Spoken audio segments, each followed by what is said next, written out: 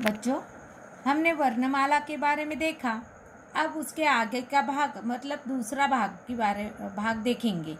दूसरे भाग की जानकारी इस प्रकार होती है कि जब भी हम ये वर्ण लिखते समय कुछ के उस पर अनुस्वार होता है, कुछ शब्दों के ऊपर या वर्णों के ऊपर चंद्रबिंदु दी जाती है, विसर्ग होते हैं, संयुक्ताक्षर होते हैं, नुक्ता होता है। अंग्रेजी में आने वाले कुछ शब्द जो होते हैं वे प्रायः वैसे लिखने के उच्चारण के लिए इस प्रकार एक चिन्ह दिया जाता है, चंद्राकार चिन्ह दिया जाता है अक्षरों के ऊपर, और उसी प्रकार के बारे में हम जानकारी देखेंगे। अब अनुस्वार किसे कहते हैं कि अक्षरों के ऊपर लगने वाली जो बिंदी होती है उसे अनुस्वार कहते हैं। उदाहरण देखेंगे, बसंती, पंख, ढंग, गंगा आदि। चंद्रबिंदु। अब चंद्रबिंदु का अर्थ मालूम है तुम्हें? वो एक चिन्ह होता है चंद्र के आकार के जैसा, और उसके बीच में एक बिंदी दी जाती है। मतलब ये अक्षरों के ऊपर ही दिया जाता है। अक्षर के ऊपर लगे हुए अर्धचंद्र तथा बिंदी को चंद्रबिंदु कहते हैं। इसका उच्चारण नाक तथा मुख की सहायता से किया जाता है। उदाहरण, गांव, बूंद, माँ, आँख, आंसू, आंगन आदि। अब विसर्ग, इसे कोलान भी कहते हैं। अक्षर के आगे ऊपर नीचे लगी हुई दो बिंदियों को विसर्ग कहा जाता है। इसका उच्चारण ह के समान होता है। उदाहरण के रूप में हम देखेंगे, प्रातः काल, प्रायः, अतः, दुख। इस प्रकार इनका उच्चारण होता है। अब संयुक्ताक्षर यानी ऊपर मैंने पहले ही बताया था, संयुक्त वर्ण के या संयुक्त व्यंजन के वक्त मैंने बताया था। संयुक्त का अर्थ होता है दो। अब संयुक्ताक्षर यानी दो अक्षरों को मेल से बने हुए एक अक्षर। अब इसमें मराठी में हम उन्हें जोड़ शब्द ऐसा कहते हैं, लेकिन हिंदी में उन्हें संयुक्ताक्षर कहा जाता है। आप किसी व्यंजन का स्वर हटाकर उसके आगे वाले व्यंजन से जोड़ देने पर संयुक्ताक्षर बन जाता है।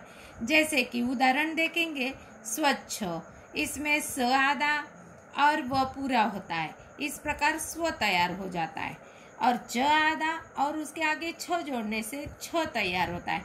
इस प्रकार शब्द तैयार हो गया स्वच्छ। दूसरा उदाहरण देखेंगे हम, प्रवास।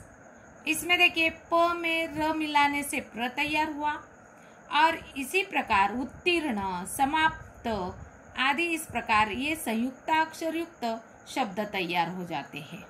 अब नुक्ता यानी जिस प्रकार हमने अनुस्वार के बारे में देखा कि अनुस्वार ये अक्षरों के ऊपर दिया जाता है, बिंदी दी जाती है, लेकिन नुक्ता जो है यह उन वर्णों के नीचे ही दिया जाता है।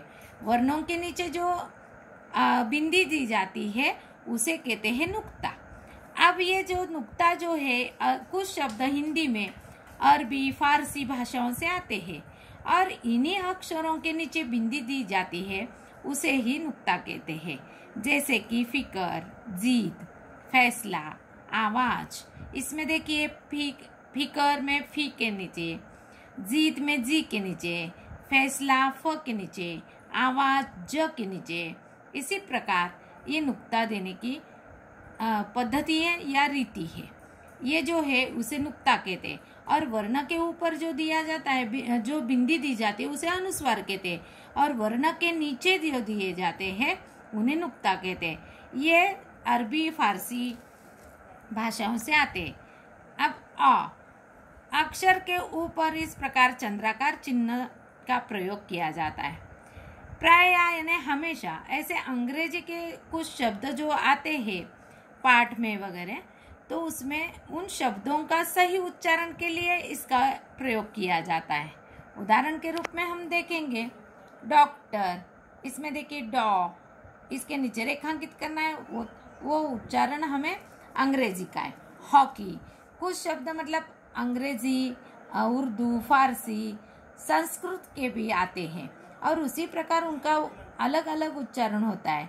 अब यहाँ पर हम देख रहे हैं कि अंग्रेजी के कुछ शब्द वैसे के वैसे लिखे जाते हैं, तो किस प्रकार लिखना है।